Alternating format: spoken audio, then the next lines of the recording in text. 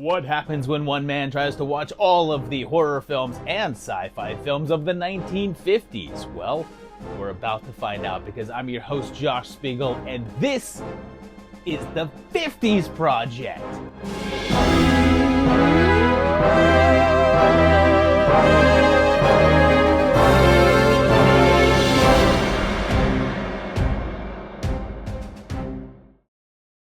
Welcome back to the 50s Project, where we're going through all the horror and sci-fi of the 1950s, and we're cooking our way through this decade because we're starting up with 1953 here, and there was enough things coming out in this year to split it up into two parts. So this is part one of 1953, with the second part to follow shortly after. But let's dive in, because this decade is getting interesting. The year starts on February 18th and begins with a film from the US, and let's check out The Magnetic Monster. It begins by telling us that there's a new government agency who are tasked with investigating strange phenomenon, and they're called the Office of Scientific Investigation, the OSI. The agents are called the A-Men, and one of them is Jeff Stewart, and he's a researcher there, and at a little hardware store in a nearby town, a weird thing occurs and all of the metal inside has become magnetized. The OSI is called in and Jeff is on the case along with his assistant Forbes, and they find traces of radiation on the premises. They use a Geiger counter to follow the trail upstairs and find a bunch of lab equipment and a dead body just laying on the floor. They try to determine what happened there and trace what element caused this radiation, and they warn the general public. And soon, there's a report of a man on a flight who shows signs of radiation sickness, and they track him down. And he's this guy, holding onto a briefcase and won't let anyone touch it. They're able to land the plane, and Jeff is able to talk to him, and he says that he worked with an artificial element called serenium. And it went wrong and killed his assistant. But it's now alive and hungry. It must be fed every 11 hours. It's also growing, and he feels like it won't be long before it can't be stopped, and then he dies. They transfer the element to their headquarters, but soon there's a big implosion, and they calculate that it'll double in size every 11 hours, where it will release its radiation in that explosive form. But everything that they try to do to stop it doesn't seem to work, and the clock is ticking. So this is an interesting one because we're really starting to see what the 50s are all about, since this is basically an old school monster movie, but mixed with that heavy dose of science fiction to cash in on modern fears. Here, radiation. If you go by the credits on the film, it was directed by Kurt Siodmak, who we just saw back in '51 with Bride of the Gorilla, and I mentioned there that he was mostly known as a writer, and he's also credited as a co-writer here.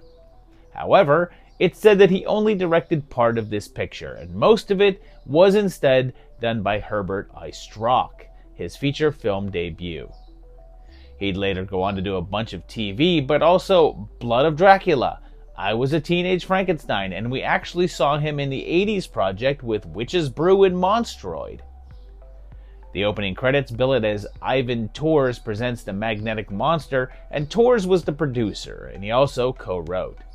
Later, he continued this sort of series with two more movies that feature the Office of Scientific Investigation, with Riders to the Stars and Gog, both of which we'll discuss when we get to 1954.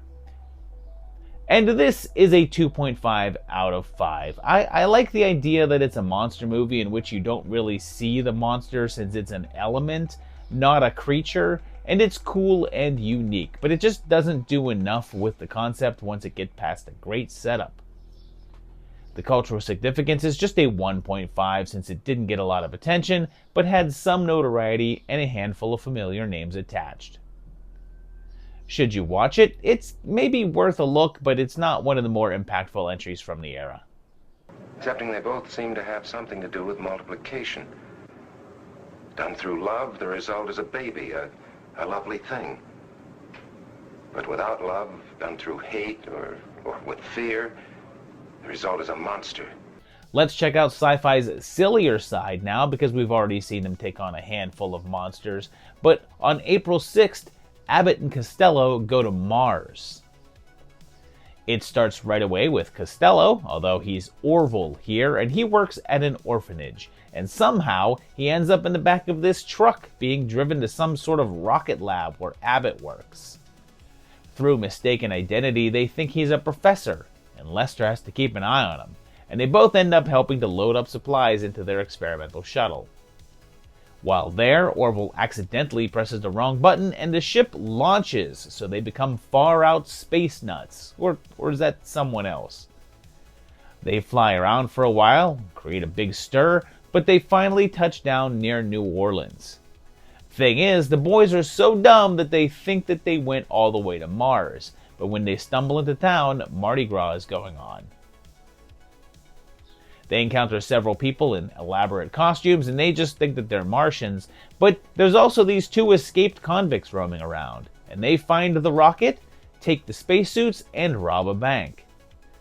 The boys get blamed for it, but then things take a bigger turn when the criminals force them at gunpoint to take them into space, and they end up on Venus, meet a bunch of Venusians.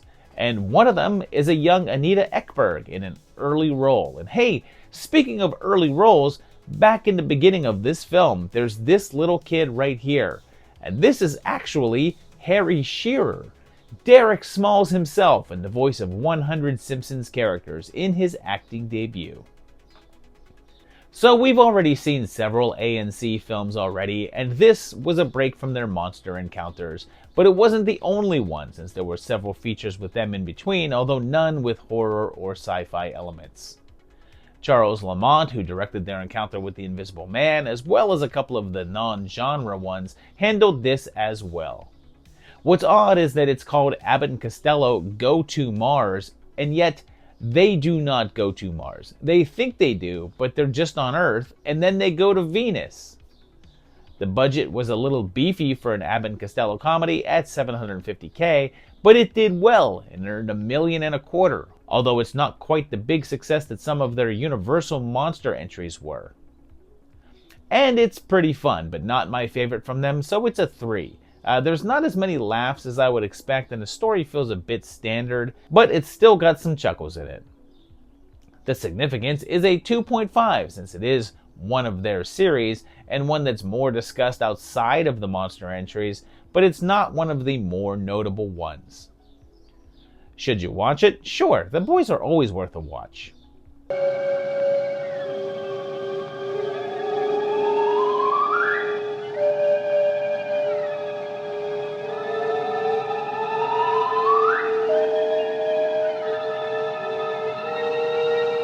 Here's an entry that's a bit of a big deal because on April 22nd, there was a release of a film that premiered in Detroit on the 9th, but it's Invaders from Mars.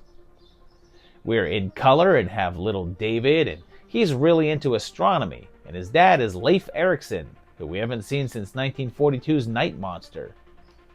That night, David is awoken by a loud sound outside and a green glow. He sees a flying object descending on the hillside.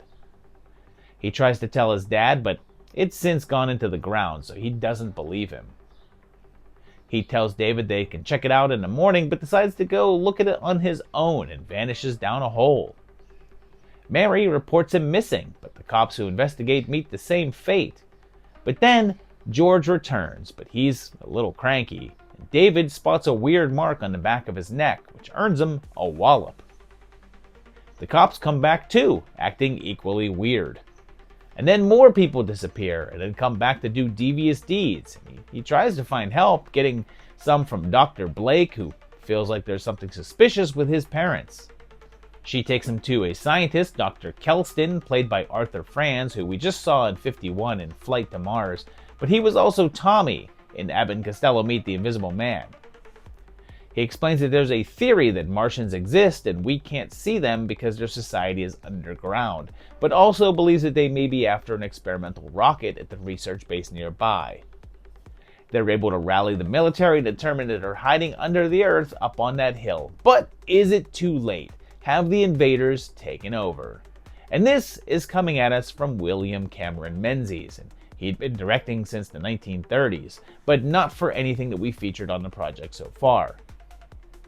He did work on the original 1920 version of Jekyll and Hyde, but not as a director, and instead did art direction. It seems the original idea was to shoot this film in 3D, as the cinematographer claimed that the whole thing was planned out to shoot that way, but then, at the last minute, they discovered that there weren't any 3D cameras available for them to use. Evidence of this can be seen in the layered set design with items prominently placed in the foreground of the film. However, it looks like this is disputed, as there's no official documentation or details that back up any of that, save for a single pre-production ad. They rushed the shoot in order to be the first color film to feature spaceships and Martians, and it worked, as they beat War of the Worlds to the screen by a matter of a few months. The reviews were mostly kind, and it was successful, although there doesn't appear to be any box office information available, but it was one that really stuck with a lot of viewers and soon became a cult hit. In 1986, Tobe Hooper took on a remake of the film, bringing back Jimmy Hunt to play a small role, although it was a bit of a box office dud. And this is a 4. It's really a 3.5 because the middle of this tends to drag, but there's two things that take it to a 4. That fantastic finale and the bizarre and surreal visuals. This movie has such a distinctive look to it, and I'm into it. But, wait, you know what? Make it a 3.5 again because of the cop-out ending. The CS is a 4, though, since this became a very well-known title, became one of the most well-known sci-fi ones, but I also think it's still a step away from the mainstream. It's not one that the general public has seen or has a familiarity with. Should you watch it? Absolutely.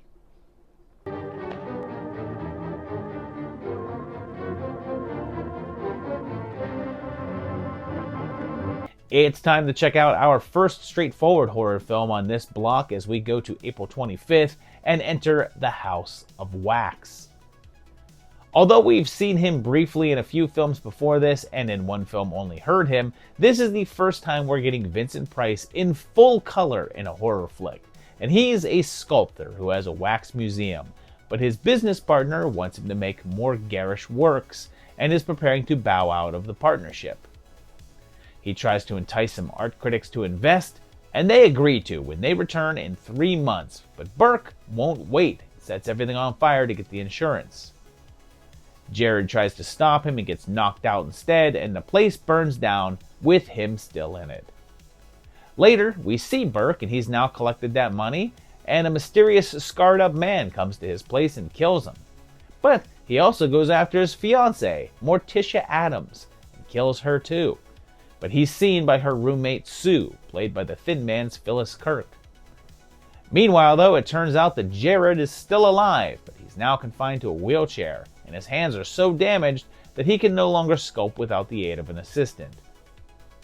One of them is Igor, played by a young Charles Buczynski, although you likely know him by the name that he took later on, Charles Bronson. Turns out that Jared is now making scenes of the macabre in his new exhibit, and one of them is modeled after Burke. But then there's this guy, because in the old days they knew if you really want to please the audience, the real key to it all is paddleball. And notice that it's coming right at the screen, and I'll talk about that in a few moments, but the display opens, and when Sue goes to check it out, she's shocked that Joan of Arc looks so much like her dead roommate. So, what's really going on in that House of Wax? And this one's a bit of a big deal. It was directed by Andre de Toth, and most of what he does is crime and westerns, and it seems like we won't see him again until we go to 89 in the 80s project. But now, I'll go back to that paddleball guy, because this was in 3D, and is one of the very first 3D films ever, and definitely the first horror film to be shot that way. There were earlier attempts at 3D movies, and the first film to ever use it was way back in 22, but a 1952 adventure film called Bwana Devil kicked off a surge in the early 50s, and Warner Brothers wanted to cash in on that. They decided to do a remake of a film from 33 called Mystery of the Wax Museum that I covered back in the 30s project, and made it the first 3D horror film, the first 3D film with stereophonic sound, and the first studio 3D film in full color. The budget was $1 million, and shooting was interesting because de Toth was blind in one eye, so he couldn't actually see the 3D effects of his own film. And even though the reviews weren't kind at all, it was a major hit and became one of the top grossing films of the year. It single-handedly boosted Price's career, and his career had started to wane in other genres, and he became a much-in-demand actor after this. Although there would be several films that seemed like vague remakes, it got an official one in 2005, although the premise is only vaguely similar, and the plot is extremely different. But it does have Paris Hilton getting killed off, so there is that. And this is a solid film. It's a 4. It gets a little silly every once in a while, like the paddleball guy scene that seems to go on forever, but it's moody and cool, and Price steals the show. And that makeup in the end is unlike anything else that we got from this era. The significance is also a 4, and I want to give it more, but I just don't know if I can justify it. Like it's a milestone for Price, and is the first 3D picture, so it's a really important piece of history, but it's lacking that household recognition and mainstream popularity that I would give to the higher scorers. Should you watch it? Yeah, step into this waxwork today.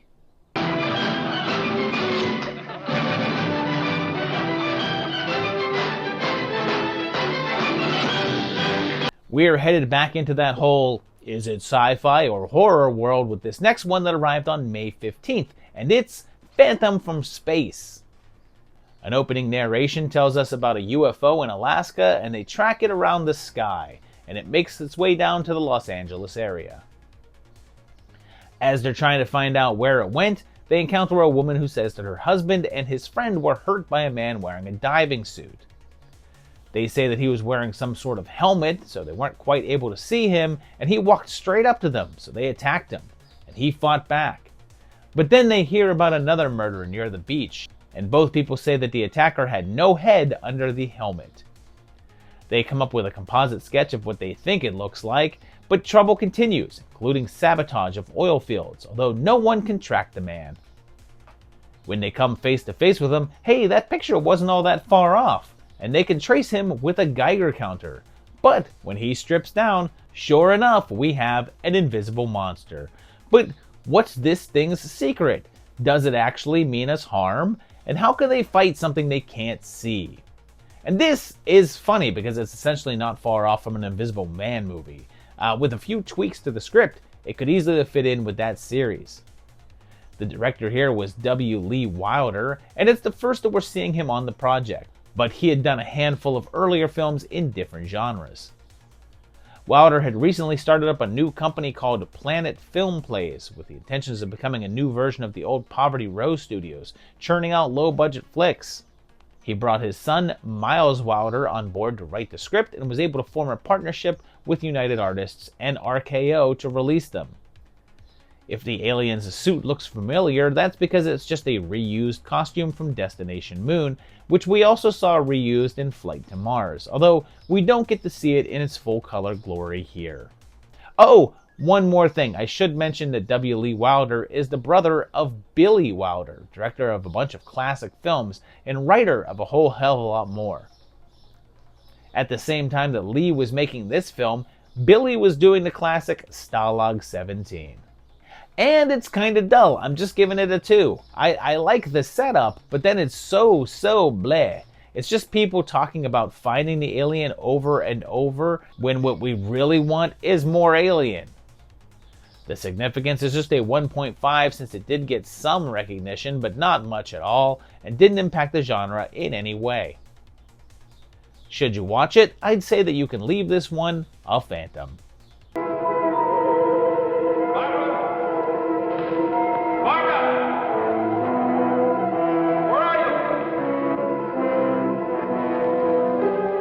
This next one is going to take us back over into the UK, where it ran on May 25th, and it made it over to the US a little later on in June, and it's Foursided Triangle.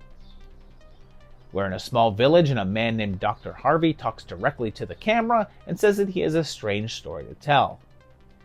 It's about young Bill and Robin, two young lads who are both smitten with a girl named Lena, and they play games together, but soon her family moves back to America. Time goes on and they all grow up, with the boys going to Cambridge and both studying science. But then, one day, Lena comes back to their little town, claiming herself a failure, and with a more cynical outlook on life.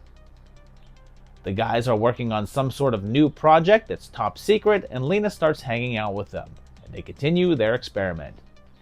Finally, they're ready to unveil their creation, and it's called the Reproducer, and its goal is to create a duplicate of a physical object. They test it out and it works, but then their troubles begin when it turns out that Lena loves Robin and wants to marry him, something Bill becomes very jealous of. Meanwhile, Bill attempts to use the Reproducer on a guinea pig, but is perplexed when the duplicate doesn't live very long, so he asks Harvey for his advice. With his insights, he's able to replicate a rabbit, and it's clear that he intends to use the machine on Lena. He actually asks her though, and she agrees to it, and they complete the experiment. But will it work? And what exactly is a four-sided triangle anyway? Like, that's just a rectangle, man. So this one is a fairly big occasion since it's written and directed by Terence Fisher, a name we haven't heard on the project just yet, but will be hearing from a lot as we go further into the decades. Later, he'd be heavily involved with Hammer, do The Curse of Frankenstein, Horror of Dracula, Hound of the Baskervilles, The Mummy, and a whole lot more. The script is adapted from a novel from 1949 by William F. Temple, although the stories varied a good amount. I mentioned Hammer earlier, and this was also one of theirs. And they had made films in the 30s, but went bankrupt, but had made a resurgence in the 40s, although most of their output was action tales and crime stories. The budget here was pretty low, as they were mostly a low-budget studio at the time, so it's not showcasing the atmosphere that they'd soon become known for, and the reviews were mostly mediocre. Again, there's not much info here as to how well it performed, but it's not one that's been discussed much, so if it was a hit, it was a modest one at best. And I like it well enough to give it a 3. It's a cool sci-fi tale that's different from the other stuff coming out around this time, but it's also not doing a whole lot with it, so it's fun, but only surface level. Also, the ending had an opportunity to do a cool open-ended thing, and then chickened out. The significance is just a 1.5 since it's not known or spoken of, but I'm giving it that extra 0.5 for being the beginnings of genre work for Fisher. Should you watch it? Yeah, don't be square. Goodbye, Robbie. The hits just keep coming because we're mixing sci-fi and horror again as we move to June 5th and take a look at It Came from Outer Space. It starts with this thing crashing down to Earth and what looks like a mirror effect on the side of the screen, and I'll discuss that part later. We meet John here, and it's Richard Carlson again, who we just saw in The Magnetic Monster, and his girlfriend Ellen, who we also just saw in When Worlds Collide. They see that comet thing crash down, and it turns out to be a spaceship with something ominous inside. Something that makes this owl do a freaking backflip. John goes out to investigate and encounters the alien ship, but a rock slide covers it up, so no one believes him when he describes what he saw. But on their way home, he witnesses the alien on the road, and Ellen witnesses it too, but it vanishes.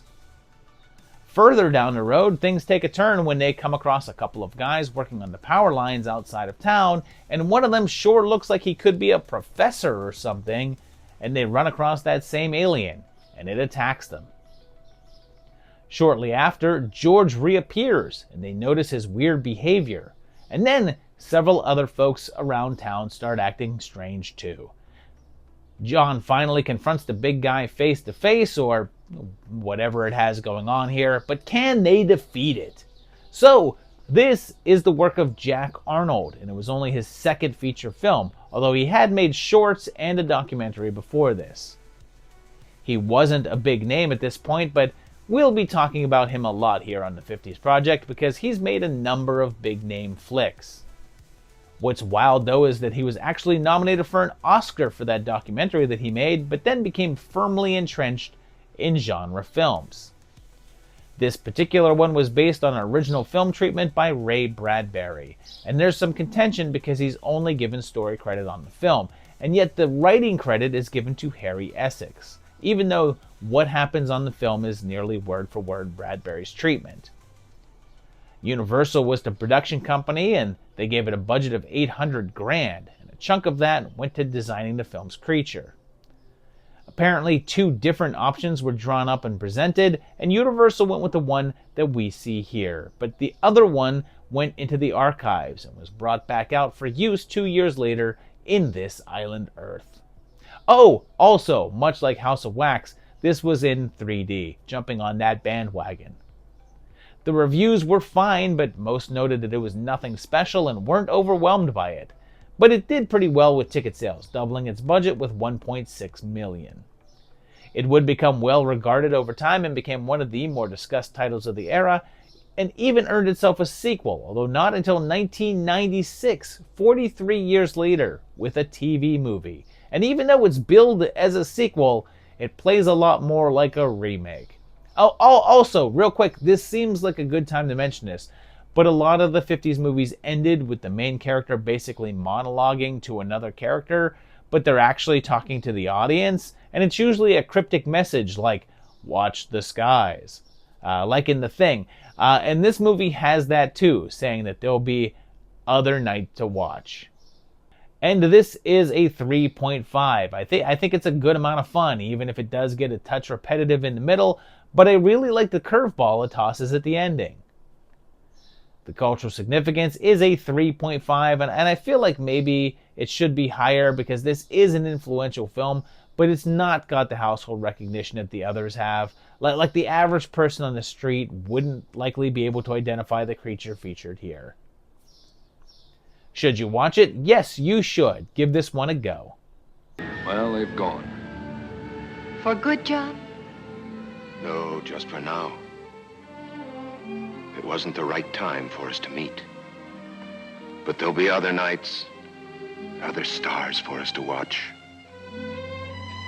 They'll be back. I guess this one is more horror, but it's still a little sci-fi, and I guess we can sort of call it kaiju, because on June 13th, we got the release of The Beast from 20,000 Fathoms. And I love that we all know a fathom is a unit of measurement for the ocean and stuff, but does anyone know without looking it up just how big a fathom is? Well, I did look it up, and it's much smaller than I expected. And a fathom is 6 feet. So this is The Beast from 120,000 feet deep. So, up in the Arctic, they're doing an experiment with a nuke, and they head out to the blast site to get the recording information. While up there, they see a large lizard thing, and it's this big stop-motion boy right here, and this dude just falls backwards hilariously. That looked genuinely painful. It causes an avalanche and only Nesbitt survives, ranting about a monster. He gets sent for a psych evaluation and everyone thinks that he was hallucinating. But meanwhile, the beast attacks a boat and sinks it. So when Tom reads about it, he seeks out a paleontologist and tells him that he thinks that the explosion woke it up from within the ice. Dr. Hunter overhears their conversation and thinks that it might be feasible, and they start trying to prove that the gigantic dinosaur lizard that he saw in the Arctic is the same giant dinosaur lizard that these sailors keep seeing. Like there'd be more than one. Like when there was reports of a big dinosaur crashing boats, why weren't they immediately just like, yeah, sorry man, looks like you were right. They start to track it, and for some reason that leads to a fight between an octopus and a shark, but I can't tell if the big fella is meant to just be swimming past or if he swallows up both of them. But then, when the big fella makes landfall in New York, well, that's when all hell breaks loose. This one was by Eugene Laurie. It was his first film, although he'd been in the business since the 30s as an art director, and that's where most of his career was, and he only directed 8 things in total, including TV shows. Most of his films were basically variations of this, as he would later go on to make The Giant Behemoth and Gorgo, so this guy loved giant monsters. Like It Came from Outer Space, it was also based on a Bradbury work, this time the short story that had the same name. Those amazing creature effects were handled by none other than Ray Harryhausen, who is a protege of Willis O'Brien, the man who did the King Kong effects. It was one of Ray's earliest works, and here's the thing, this originally wasn't based on Bradbury's story and wasn't called Beast from 20,000 Fathoms. They were going to call it The Monster from Beneath the Sea, and it was an original script. Or so they claimed. Harryhausen was hired to work on the film and was shown an illustration from Bradbury's story to use for inspiration. But the two Rays were friends, and Bradbury came to visit Harryhausen's studio during pre-production and saw how similar the two tales were and called it out. So the producers bought the rights off of him and then leaned into it and changed the title to match his. The budget is disputed, but seems to be between $200K to $300K, and it was a major hit. It earned over $5 million worldwide and was one of the biggest films of the year in terms of box office. It was also released in Japan and is said to have likely been a huge inspiration to Ishiro Honda to make Godzilla, to the point that Harryhausen called that film a ripoff. Surprisingly, there's never been either a sequel or a remake to it. And I'm going to go with a 4 here. It's great. Even when it slows down a touch, it slaps you right back in with every time that gorgeous stop motion work comes back on screen.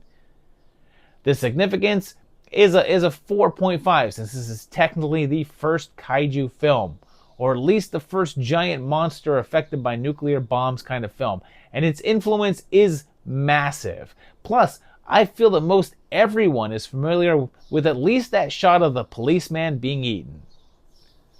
Should you watch it? Yes, you should. I couldn't fathom if you didn't.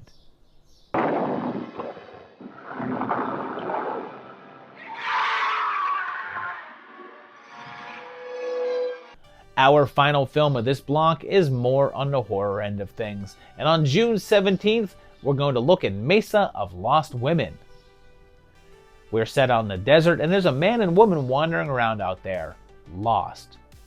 They're found and taken to a small hospital, and it's theorized that they may be from a plane that's gone missing. When Grant here comes to, he tells about a secret lab, superbugs. The guy who found them, Pepe, has a flashback. A year earlier, a scientist named Masterson came out to the desert at the request of a man named Dr. Aranya, and they're escorted in by his Igor-like assistant, and that's Angelo Rosito, the Master Blaster himself. They encounter the doc, and it's Uncle Fester, sporting a different look right here, and he explains his experiments. He says that he's using growth hormones to make big-ass spiders, and he uses human women to link up with them telepathically in order to control them. One of them is Tarantella, and I should point out that every single scene has this jangly Spanish guitar going on in the background.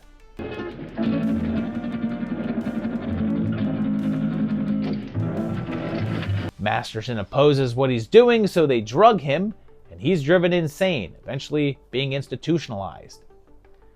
He escapes though and ends up at a little bar. And there's a wealthy couple whose plane had broken down, and they all watch as Tarantella comes out and does a dance, but the doc ends up shooting her and kidnapping everyone, leading them to that plane, and it seems like Grant is the pilot. But things go wrong and their plane goes down, stranding them out in the desert, only to find themselves up against those spider women and spiders. And this was a little low-budget number by Ron Ormond and Herbert Tevos. It was the only film for Tevos, and Ormond had done a string of other B-movies before this, starting in 1950. It seems as if Tevos got this job by lying on his resume, as he was from Germany and claimed to have directed a number of films there, although the films that he cited were directed by other people. So apparently, he managed to get a bit of money and shot this film, although it was incomplete, as he ran out of funds and battled the cast and crew to the point that the whole thing was shut down. Later, Halco Productions bought the unfinished product and brought on Ormond to go in and shoot additional footage to complete it. Seems like he added everything with the Spider Women and Dr. Aranya, and the original film started with the group at the cantina. The reviews were mostly negative, and it soon earned itself a spot on a bunch of worst movie lists, and even the guys at MST3K didn't want to review it, although they eventually covered it in a Riff Tracks episode. And this is mostly a dud. It's a 1.5. I was hoping for campy silliness, but so much of this movie is just people walking around that there's nothing fun going on, and you're just waiting for all of it to end. And that repetitive guitar score is just maddening. The significance is the same since it's not much talked about, not a lot of people have seen it, but it got some attention from the bad movie crowd, although not enough to boost it any higher. Should you watch it? Leave it lost.